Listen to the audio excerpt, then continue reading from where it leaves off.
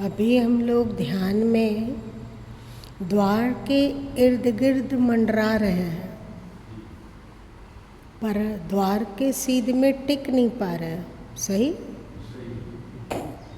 आप लोग ध्यान करते होंगे तो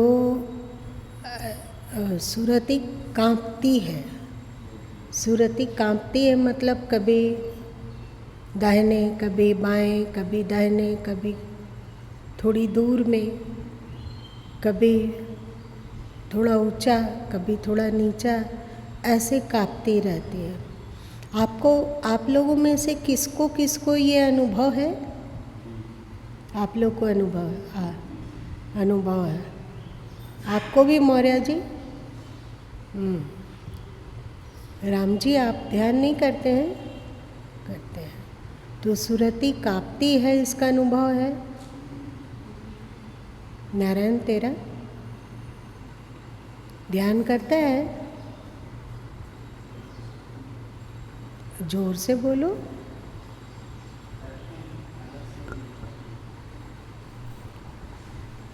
और तुम लोग ध्यान करके देखे हो? तुम क्या होता है? और तुम लोग एक एक करके नहीं, अपने बताओ। करते हो तुम लोग? हाँ। और पीछे आप लोग ध्यान करते हो?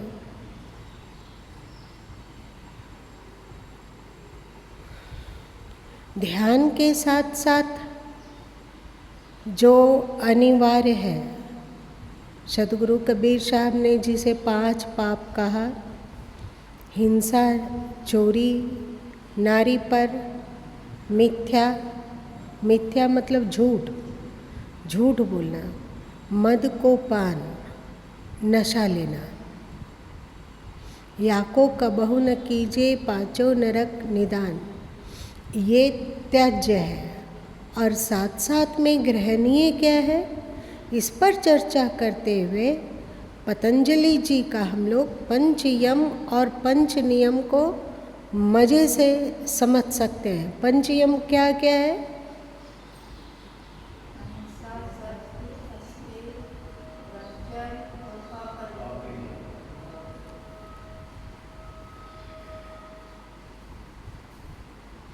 हम लोगों के कई शास्त्रों में सत्य को पहले रखा गया है, जैसे सत्य, अहिंसा, अस्तेय, ब्रह्मचर्य, अपरिग्रह। लेकिन कहीं किसी ग्रंथों में अहिंसा को पहले रखा गया है। अहिंसा, सत्य, अस्तेय, ब्रह्मचर्य और अपरिग्रह। तो आप बताइए कि कतिपय शास्त्रों में सत्य को पहले रखने का क्या उद्देश्य होगा, और किसी शास्त्र में अहिंसा को पहले रखने के पीछे क्या उद्देश्य होगा? कौन बता सकता है?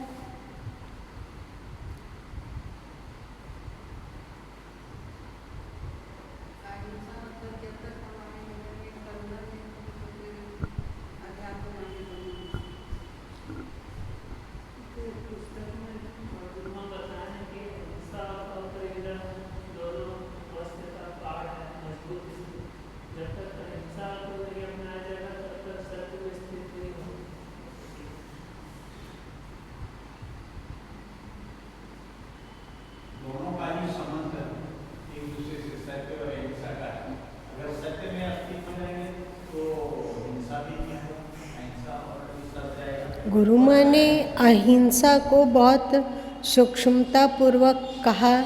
अहिंसा मतलब अक्सर लोग समझते हैं कि किसी को शारीरिक चोट ना पहुँचाए, किसी प्राणी की हत्या ना करें। ये भी सही है, ये नहीं है कि ये गलत है। किसी को कटु ना बोले, क्योंकि वचन से भी हिंसा होती है, मन से हिंसा होता है और शरीर से हिंसा होता है।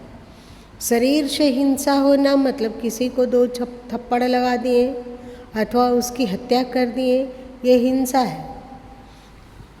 किसी को चोट पहुंचाने के लिए कुछ और सोच कर कि क्या अगले को कैसे सताया जाए, इसके लिए षड्यंत्र बनाना और षड्यंत्र में उतरना, षड्यंत्र करना, ये भी हिंसा ही है, ये भी हिंसा ही है। आप शारीरिक रूप से हिंसा करते हो, मानसिक रूप से हिंसा करते हो, अथवा वचन से हिंसा करते हो, सही बात। लेकिन अहिंसा का तात्पर्य है कि मानसिक द्वेष से हम मुक्त हों। ये सब सही है, ऐसा नहीं कि ये परिभाषा गलत है। ठीक है कि हम मन से भी किसी के बारे में बुरा ना सोचे, वचन से कभी कटु ना बोले और शरीर से किसी को कष्ट ना पहुंचाए, ये अहिंसा है। लेकिन उसमें साथ साथ जोड़ दो कि किसी के प्रति द्वेष करते हैं तो वो भी एक तरह का हिंसा है। द्वेष का मतलब आप सोचिए, ये थोड़ा सूक्ष्म हो गया, हुआ कि नहीं। द्वेष स्वाभाविक है, जो हमारी निंदा करता है अथवा हमें कष्ट पहुंचाने का उद्योग करता है अथवा हमारे लिए गलत सही बोलता है, अफवाह फैलाता है, लोगों की दृष्टि में हमें गिराने का षड्यंत्र करता है, तो उसके प्रति क्या हो जाता है, होता है ना। कुछ नहीं कर रहे हैं, बोल भी नहीं रहे हैं, किसी से उसके विरुद्ध कुछ बोल भी नहीं रहे हैं, शरीर से कुछ कर भी नहीं रहे हैं, परंतु जो द्वेष की ग्रंथि है,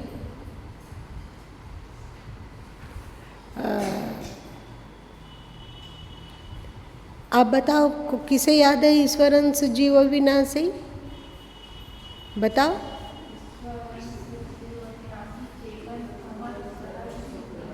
फिर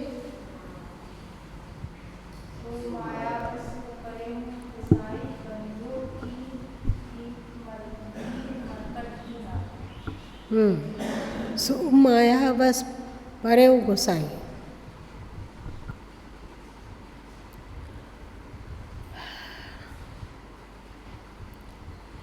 आप लोग नाम सुने होंगे चिच्चड़ ग्रंथि, आप लोग क्या नाम सुने हृदय ग्रंथि, नाम सुना है। और हृदय ग्रंथि अथवा चिच्चड़ ग्रंथि हम लोगों की दृष्टि को, हम लोगों के विवेक को, हम लोगों की बुद्धि को, हम लोगों की समझ को आवरित कर देता है।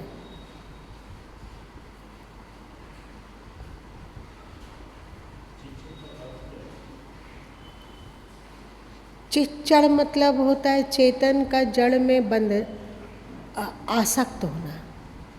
चिच्चड़, चिच्चड़ मतलब चेतन, चेतन ग्रंथि मतलब चेतन है वो, और वो एक जड़ में बंध रहा है किसी भी चीज़ में, तो उसको चिच्चड़ ग्रंथि कहते हैं।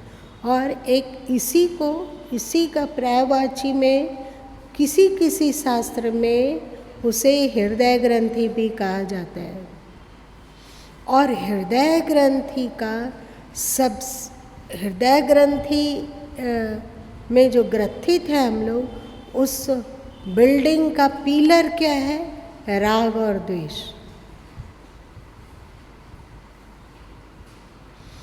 चिच्चड़ ग्रंथि का प्रमुख स्तंभ, चिच्चड़ ग्रंथि को थाम कर रखने वाले जो सबसे पावरफुल स्तंभ है वो है राग और द्वेष, जिसके द्वारा सुख मिलता है। किसको सुख मिलता है? इस शरीर को, इसके भीतर रहने वाले मन को जिसके द्वारा सुख मिलता है उसके प्रति स्वाभाविक ही क्या होता है, राग हो जाता है। और जिसके द्वारा इस शरीर को अथवा इस मन को दुख मिलता है उसके प्रति स्वाभाविक ही द्वेष हो जाता है। होता है। और ये राग द्वेष प्रचंड है। यदि राग और द्वेष निकल जाता हो तो स्वाभाविक ही सभी अवगुण, जितने भी दोष हम लोगों के भीतर है, वो सब नष्ट हो जाएंगे। जितने विकार हैं जो आप सुनते हैं, काम, क्रोध, लोभ, मोह, मद, मत्सर, सब कुछ, और जितने भी आसुरी वृत्ति श्री कृष्ण गीता में कहते हैं 16वें अध्याय में, जितने भी वृत्तियाँ हैं वो सब सने सने नष्ट होने लगती है। कुछ नहीं करना है, अलग से कुछ नहीं करना है। अहंकार मजबूत है, परंतु अहंकार को थाम कर रखने वाला क्या है? राग और द्वेष।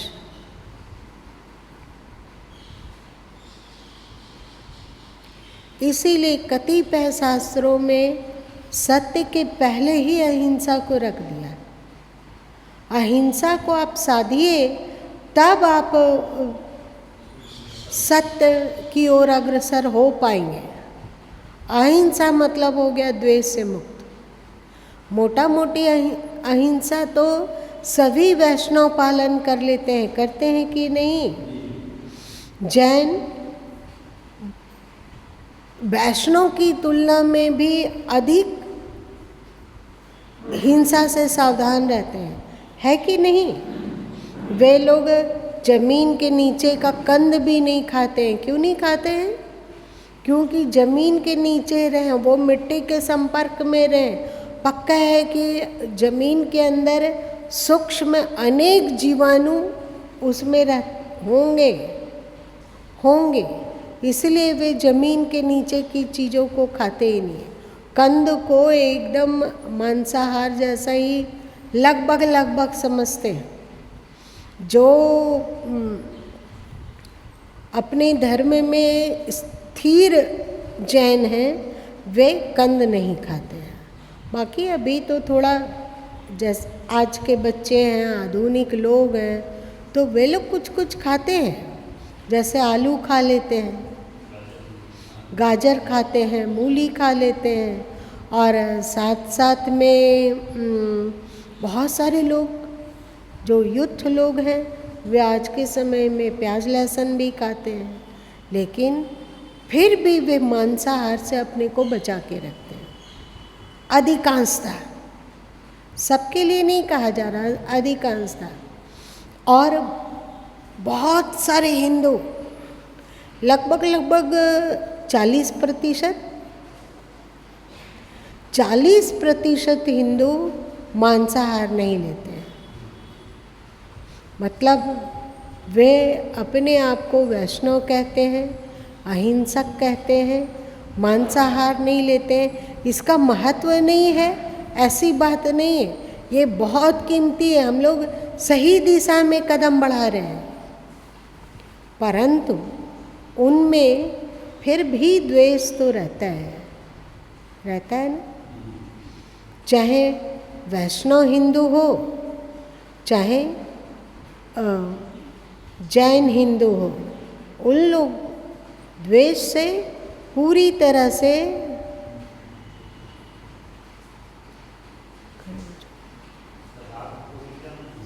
अभी बताते हैं, अभी बता रहे हैं। पहली बात, हमें द्वेष मुक्ति के साधन को साधने हेतु हमारा हिंदू शास्त्र प्रेरित करता है। देख लीजिए, श्री कृष्ण दूसरे अध्याय के 38वें श्लोक में कहते हैं, क्या कहते हैं? सुख दुख समय कृत्वा लाभा लाभो जया जयो। फिर ततो युद्धाय युजस्व नैवं पापम वपास्यसि। सुख दुख को बराबर समझो, लाभ हानि को बराबर समझो, जय पराजय को बराबर समझो। मतलब आपको युद्ध तो करना है, आप युद्ध तो करो, पर द्वेष से मुक्त होकर। ऐसा ना हो कि आपको याद आए कि कौरव आपके साथ क्या क्या किए। कौरव ने कितनी दुष्टता की और उसके कारण फिर हृदय में एक जलनात्मक भाव बन जाता है, बनता है, एक जलनात्मक भाव बनता है और आदमी क्रोध से पागल जैसा लगने लगता है उसको। और क्रोध में तो युद्ध मत कर, ये पाप हो जाएगा। द्वेष से मुक्त होकर युद्ध कर, तब ये युद्ध क्या बनेगा? यज्ञार्थ कर्म बन जाएगा। इसमें नैवम पापम वपाश्यसे, तुम पाप को प्राप्त नहीं होगे। मान लो कि किसी कारणवश, किसी भी गलती के कारण अथवा किसी अनुचित व्यवहार के कारण कोई संत महापुरुष किसी पर बहुत गुस्सा हो गए, बिल्कुल कठोर हो गए, तो उन्हें अपने भीतर में जांचना होगा कि कहीं उनके भीतर द्वेष तो नहीं पनप रहा है। बारीक चीज है ना, क्या समझ रहे हैं? उस नहीं, डांटने वाले के अंदर में द्वेष। डांटना है तभी उसका सुधार संभव है। कठोर होना बुरा नहीं है, कठोर हुआ जाए, यदि वो हितकारी कार्य हो तो कठोर होना पाप नहीं है। माँ बाप बच्चों को 2 थप्पड़ लगा देते हैं, गलती करता है तो थप्पड़ मारते हैं कि नहीं, पर क्या उस थप्पड़ में उनका द्वेष रहता है? रहता है? नहीं रहता है। उससे एक कदम और आगे बढ़कर संत लोगों को अथवा साधक लोग को अपना आचरण बनाना होता है। वो क्या है? बच्चे को वे थप्पड़ लगा रहे हैं तो उसमें उनका राग हो सकता है, हो सकता है कि नहीं? हो सकता है। पर एक साधक और एक संत यदि किसी के प्रति कठोर हो रहे हो तो उन्हें मनोविश्लेषण अवश्य करना चाहिए कि कहीं कोई द्वेष की ग्रंथि तो नहीं है, कहीं द्वेष तो नहीं है। ये बारीक है। रहता है ना कि नहीं, मुर्दा जैसे बन के रहना है, एकदम मुर्दा जैसा। मुर्दा कैसे रहता है?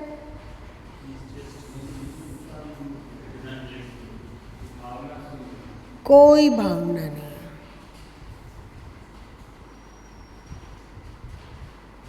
कुछ भी नहीं।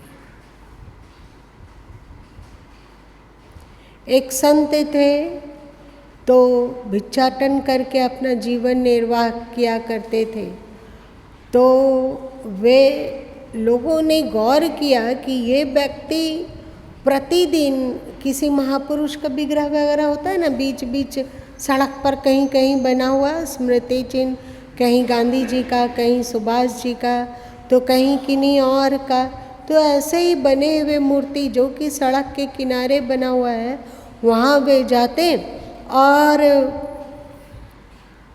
कटोरा फैला के खड़े रहते हैं कि बहुत भूख लगी है, दे दो, कुछ भी है आपके पास तो वो दे दो, कुछ दे दो।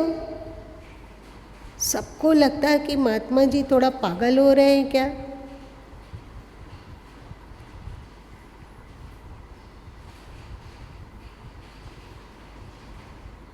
ये मूर्ति से भिक्षा लेने की कोशिश कर रहे हैं, मूर्ति के सामने कटोरा फैलाए हुए हैं। घंटों बीत जाता। ये जब प्रतिदिन होने लगा तो एक व्यक्ति ने पूछ ही लिया कि आप ये प्रतिदिन मूर्ति के आगे क्यों भिक्षा मांगते हो?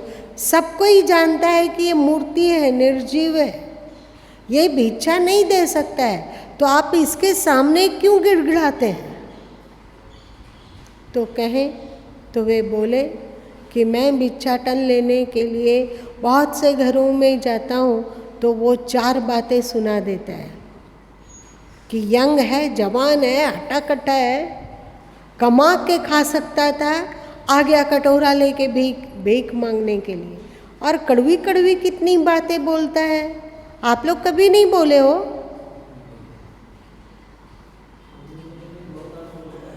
हाँ, अच्छा, तो जो भी हो, तो जब वो नहीं बोलता है तो ठेस लगती है। भोजन रहते हुए भी जब वो कह देता है कि चलो जाओ यहाँ से, भागो, निकलो, मनहूस कहीं का, अपमानित करता है तो दुख तो लगता है। तो वो दुख ना लगे, समता हो हृदय में, उसके प्रति ना द्वेष ना बने, इसलिए मैं प्रैक्टिस कर रहा हूँ कि ये भी तो जवाब नहीं दे रहे हैं। हम लोगों का करते तो देखिए कितनी बारीक बात श्री कृष्ण अर्जुन को बोले। मान अपमान, आपको कभी ये अपमानित किया है, उसका बदला लेने के लिए युद्ध मत करो।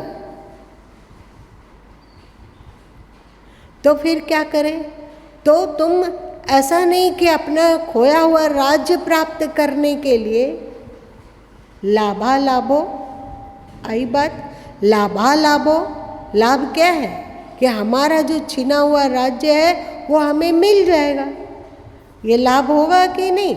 लाभालाभो, युद्ध करेंगे, अलाभो, अलाभ मतलब हानि। तो ऐसा भी मत सोचो कि यदि हम युद्ध नहीं करेंगे, हाथ पर हाथ रखे बैठेंगे, तो वे लोग आएंगे और हम लोगों पर हथियार चलाएंगे, हमारे बच्चों पर हथियार चलाएंगे, हमें मार सकते हैं, इसलिए हमें युद्ध करके पहले ही इसे समाप्त कर देना है। हानि की भावना है कि नहीं, कि युद्ध नहीं करेंगे तो हमारा बहुत नुकसान हो जाएगा। पहले ही राज्य छीन लिया, अब ये हमारे परिजनों को भी, हमारे परिवार के लोगों को भी मार देगा, इसलिए युद्ध मत कर। कितनी बारीक बात है, सोचिए। जय अजय हो, जय भी मिल सकता है और पराजय भी। तो जय के लालच में भी युद्ध मत करो। जय मतलब क्या? विजय, सफलता। युद्ध में सफलता मिल सकती है, इसके लिए भी युद्ध मत करो। अजय, हार सकते हैं, इस डर से भी आवेश में आकर युद्ध मत करो। जब ऐसा होगा तब युद्ध, जब इन शर्तों को पूरी करोगे तब तुम्हारे लिए युद्ध पाप नहीं है। नैवम पापम अपास्यसि, पाप को प्राप्त नहीं होगे। कभी गीता प्रेस गोरखपुर के किसी पुस्तक में पढ़े थे कि ऐसे कोई संत थे जिन्हें किसी कारणवश युद्ध में भाग लेना पड़ा। देश के प्रति कर्तव्य हो या फिर समाज के प्रति कर्तव्य हो, उन्हें युद्ध में सम्मिलित होना पड़ा और वो युद्ध में सम्मिलित हुए और जो अपना शत्रु था उसको पटक दिए और उसके सीने पे सवार हो गए और छुरा निकाल लिए। एक पल की देरी था कि वे उस हथियार, वो छुरा उनके शरीर में उतर जाता और दुष्ट मारा जाता, दुश्मन शत्रु मारा जाता। तो शत्रु गुस्सा से शरीर दबा हुआ था पर मुंह तो दबा हुआ था नहीं, मुंह से थूक दिया उसके ऊपर, चेहरे पर, समझ गए? मुंह से थूका तो क्रोध से वो बिलबिला गया, लेकिन हथियार को नीचे कर लिया और उसे छोड़कर अलग हो गया। दुष्ट बोला, जो शत्रु था वो बोला, पागल तुम हमें मार क्यों नहीं दिया? तो साधक बोले कि जब इसके पहले मैं तुम्हें मार रहा था तो वो मेरे कर्तव्य की मांग थी, मेरा कर्तव्य था, तो इसलिए मैं तुम्हें मार रहा था। वहाँ पर मैं अपने धर्म का पालन कर रहा था, देश के शत्रु को दंडित कर रहा था, तो ये मेरा धर्म था। लेकिन अब तुम थूक दिए, तो अब मेरे दिल दिमाग में तुम्हारे प्रति चिढ़, नफरत, गुस्सा, द्वेष की अग्नि धधक रही है। ऐसे में मैं यदि तुम्हें मारूंगा तो ये क्या हो जाएगा? हिंसा जन्य पाप।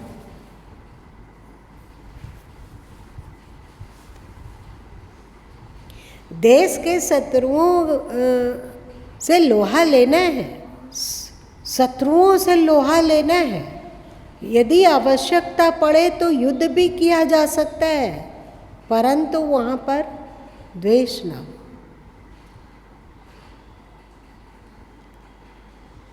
आप अपने परिवार का सुख दुख का ध्यान रखते हैं, ये आपका कर्तव्य है कि नहीं? जब तक आप हैं तो आप अपने परिवार का ध्यान रखते हैं, अपने बच्चों का ध्यान रखते हैं, अपने पति अथवा पत्नी का ध्यान रखते हैं, अथवा अपने माँ बाप का ध्यान रखते हैं, अथवा अपने भाई बहन के प्रति कर्तव्य करते हैं। जो भी कर्तव्य करते हैं वो कीमती है, वो दोष नहीं है, पर उसमें राग ना हो। क्या लगा बताइए? इस थ्योरी से, इस सूत्र से हम लोग फेल हो रहे हैं कि पास ये परिवार से प्रेम करना भी धर्म बन सकता है। हाँ,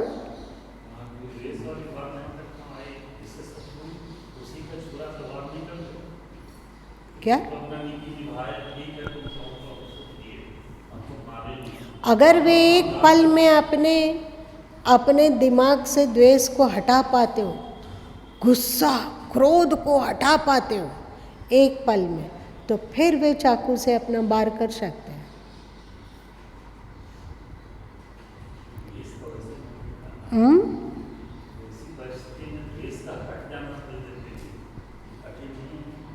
जो भी हो, इसी के लिए तो तुलसीदास जी ने कहा, ज्ञान के पंथ कृपान के धारा। गीता को पढ़ लेना आसान है, गीता पर स्पीच देना मतलब उपदेश करना भी आसान है, गीता के अर्थ को समझ जाना भी आसान है, पर गीता पर को जीवन में उतार लेना आसान है क्या? सब निष्काम कर्म बन सकता है, सब यज्ञार्थ बन सकता है, सब कुछ, बस समता हो।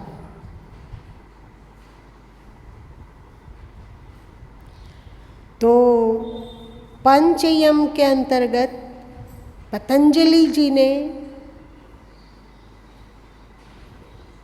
अहिंसा को वरीयता दी। इसके पीछे बहुत बड़ी बात है कि मोटा माटी अहिंसा को जीवन में धारण करने से बात बनेगी नहीं।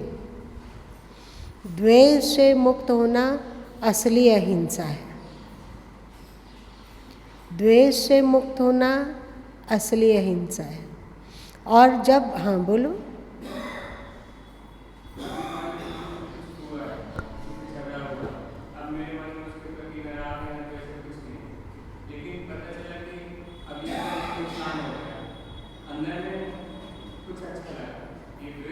एकदम द्वेष है। तुम ऊपर से तो द्वेष को हटा दिए हो, पर वो द्वेष बहुत ही चतुराई से तुम्हारे भीतर कहीं छुप कर बैठ गया है। आपके पैर में कांटा गड़ गया, उसको आप ऊपर से छू के देखें कि कहाँ कुछ खुरदरा लगेगा, वहीं काटा होगा। आप लोग के पैर में कभी नहीं काटा गया? हाँ, तो आप छू के देखते हो कि कहाँ खुरदरा है। जहाँ खुरदरा होता हो वहाँ पर कोई नुकीली चीज़ से कोड़ते हो कि वो निकल जाए। आप छू के देख रहे हो तो कहीं खुरदरा नहीं लग रहा है, पर थोड़ा थोड़ा दुखता है। पर छूते हैं तो पैर में कहीं नहीं लगता है कि खुरदरा है। तो वो बताओ, देख ऊपर से तो एकदम समतल है, खुरदरा वरदरा कुछ नहीं है, पर वो कांटा क्या किया, बड़ी चतुराई से तुम्हारे पैर के भीतर कहीं पे छुप कर बैठा है ना। तो वो जब तक काटा है तब तक आपको क्या करेगा, दर्द देता रहेगा। और यही जब और ज़्यादा गहरा बन जाता है तो बन जाता है कोराटी। इसी को कहते हैं ग्रंथि।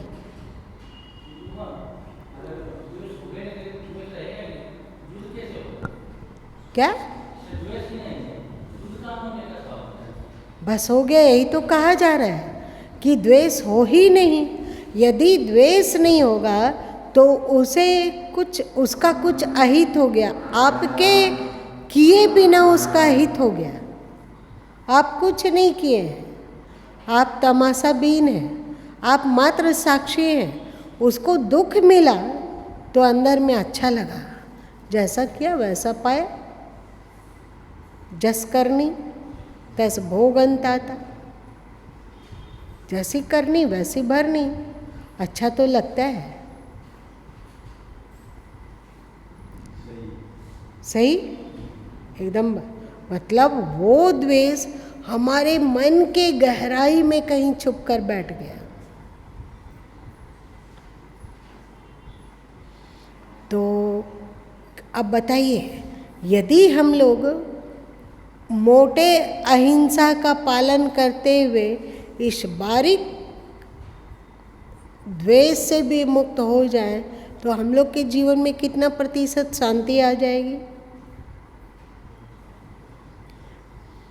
आप लोग निडर हो के बोलो, 5%, 7%, 10%, 20% या कितना?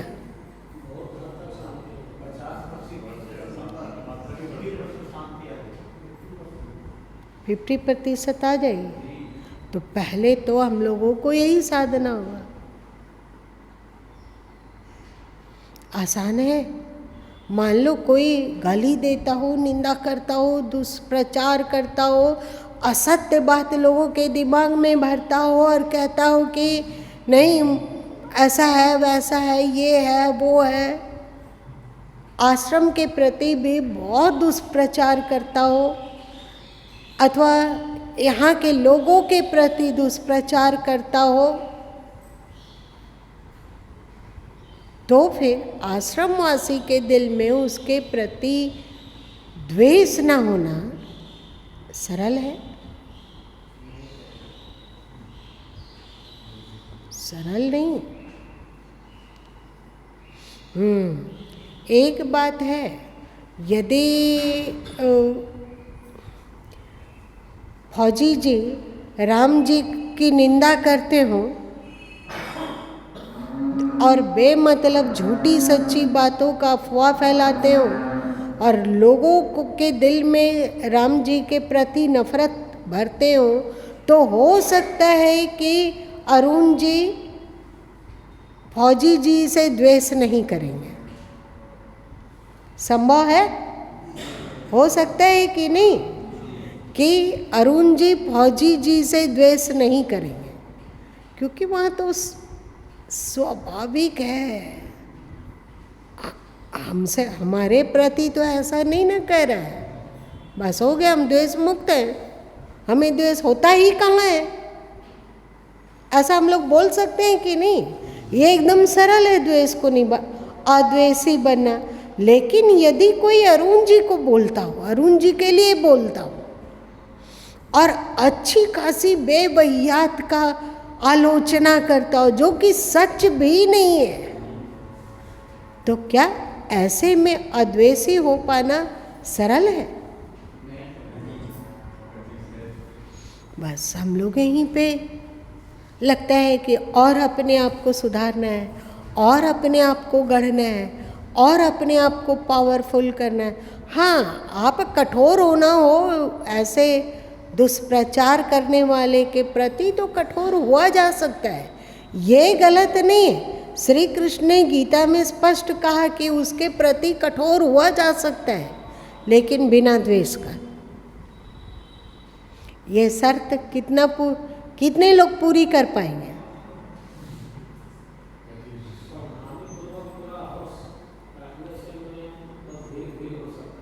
क्या हो सकता है?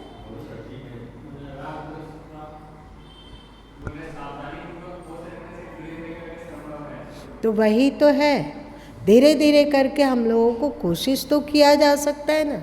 यदि हम अपने परिवार के प्रति जो कर्तव्य कर रहे हो उसमें राग ना हो, और जो हम किसी के प्रति कठोर कदम उठा रहे हैं तो उसमें द्वेष ना हो, तो वो बन गया निष्काम कर्म, बन गया यज्ञार्थ कर्म, बन गया श्रेष्ठ कर्म, बन गया धर्म। इसके द्वारा हमारे अंतःकरण निर्मल होना प्रारंभ, हमारा नित्य प्रतिदिन अंतःकरण चमकता जाएगा। ये है अहिंसा।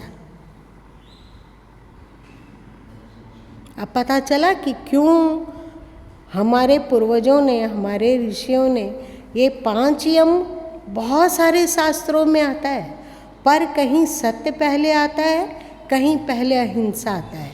तो अहिंसा पहले क्यों आया, सत्य से भी पहले अहिंसा को क्यों हमारे ऋषियों ने रखा, हमारे पूर्वजों ने रखा? इसका कारण यही है कि जब तक व्यक्ति द्वेष मुक्त नहीं होगा तब तक सत्य को समझने की अक्ल भी उसमें नहीं आएगी। द्वेष है तो हम लोगों के चित्त में अशांति बनी रहेगी। जिसके प्रति द्वेष है वो आँख के सामने हो या ना हो, अथवा गिरडी में रहे या ना रहे, कहीं दूर बसता हो 7 समंदर पार, तो भी यदि द्वेष है तो अंदर कुड़कुड़ बना रहेगा, और हम लोग अशांत होते रहेंगे, और हम लोग अपना संस्कार गिराते रहेंगे। करनी धरनी तो कुछ है नहीं, वो 7 समंदर पार है, उसका हम क्या बिगाड़ लेंगे? तो उसके लिए क्या कठोर होंगे? लेकिन हमारे हृदय में द्वेष रहेगा तो हम अपने अंतस को, अपने मन को मलिन बनाते जाएंगे, और हम अशांति को पालते जाएंगे, और साथ साथ द्वेष, दुश्मनी का संस्कार को और अधिक पोषित करते जाएंगे, और अधिक मजबूत बनाते जाएंगे। बताओ, हम लोग अपना दुश्मन बन गए कि जिसे द्वेष कर रहे हैं उसके दुश्मन है? और देखिए, अधिकांश लोग अपना स्वयं का दुश्मन बन जाता है ना। जिसके प्रति द्वेष रहता है दिमाग में वो ज़्यादा घूमता है, कि जिसके प्रति राग होता है वो दिमाग में ज़्यादा घूमता है? सोच कर बताओ। द्वेष वाला ज़्यादा घूमता है, और जिस दिमाग में जो घूम रहा है जिससे कि हम द्वेष कर रहे हैं, तो उसका बार बार स्मरण आप कर रहे हैं, बार बार वो याद आ रही है, तो आप जानते हैं ना, ध्याने ध्यान तद्रूपता। दुष्ट को आप बार बार याद कर रहे हैं, बार बार याद कर रहे हैं, तो उसका स्वभाव आपके जीवन में भी उतरने लगेगा, क्योंकि आप उसका ज़्यादा याद कर रहे हैं, बहुत याद कर रहे हैं। आप बताओ, हम लोग कितने बेवकूफ़ हैं? बेवकूफ़ नंबर 1 या बेवकूफ़ नंबर 10?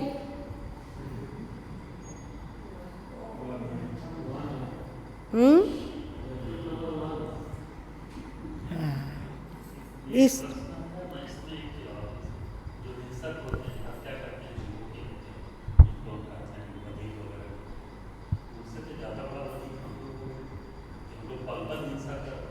वो भी हिंसा कर रहा है, वो भी मांस के राग के कारण उसको काट रहा है, वो भी हिंसा कर रहा है।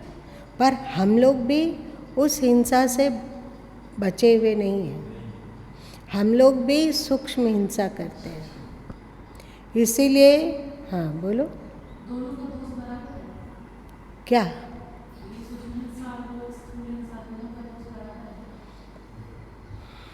वो स्थूल अहिंसक है, स्थूल हिंसक है, तो वो जानता है कि हम हिंसा कर रहे हैं। यदि थोड़ा सा धर्म के प्रति झुकाव होगा तो दिल के किसी न किसी कोने में ग्लानि होगी। पर ये द्वेष वाला जो अहिंसा है, द्वेष करके जो हिंसा की जाती है, हम लोगों को गौरव है कि हम तो अहिंसक हैं, हम लोग वेजिटेरियन हैं, है ना। तो उसकी तुलना में हम लोगों में अहंकार विशेष हो सकता है। तो ऐसे में वो तो पूरा दोषी है, ऐसा नहीं है, लेकिन ये भी कम नहीं है। ये सूक्ष्म अहिंसा है, सूक्ष्म अहिंसा। इसलिए हम लोग यदि अपने उपनिषदों में देखते हैं तो बहुत सारी बातें हैं। वेदों को आप पढ़ोगे तो बहुत है। इसी वेदों और उपनिषदों के सार को श्री कृष्ण ने अपने गीता में रखा। आज इतना ही रहने दो कि आप जो कमाते हो उसमें से 10% अनिवार्य है कि धर्म अंश निकालो। कहीं कहीं ज़्यादा है, पर मिनिमम 10% आप निकालो धर्मांश। धर्मांश का खर्च इस तरह जिससे कि हमारे समाज का, हमारे धर्म का भला हो, करना कोई बुरा नहीं है, बहुत अच्छा है। कितना भी हम लोग खर्च कर देंगे लेकिन 10% के अंदर ही रहेगा। और एक बात है, इतना दिन तक हम लोगों ने चोरी किया है, धर्मांश के पैसे को खाया है। गीता में है ना, जो अपने लिए खाता पकाता है वो चोर है ना गीता में। तो आज तक हम लोगों ने चोरी की है, 10% तो कभी नहीं निकाला। तो वो उसकी भरपाई, उसका थोड़ा सा क्या उसको कहेंगे बैलेंस, उसका थोड़ा सा बैलेंस हो जाएगा। लेकिन ऐसे भी कोई हो यदि कि वे नहीं दे सकते हैं अपने खर्च से, क्योंकि उनकी बहुत ही सीमित आय है, तो वे लोग आश्रम से ले सकते हैं निःशुल्क, और किसी और को भी देना। यदि वे पढ़ेंगे, आपको विश्वास हो तो आप दे सकते हैं। ठीक है।